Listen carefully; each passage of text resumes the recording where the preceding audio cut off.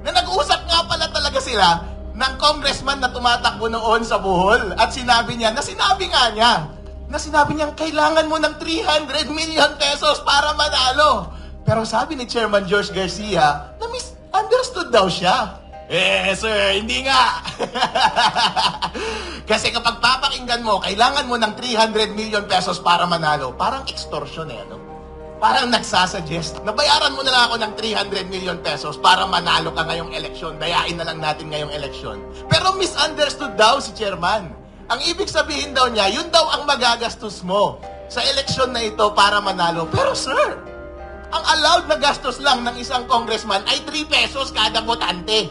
At 300,000 lang ang botante doon sa distrito niya. Ibig sabihin, ang gastos, 900,000 lang dapat.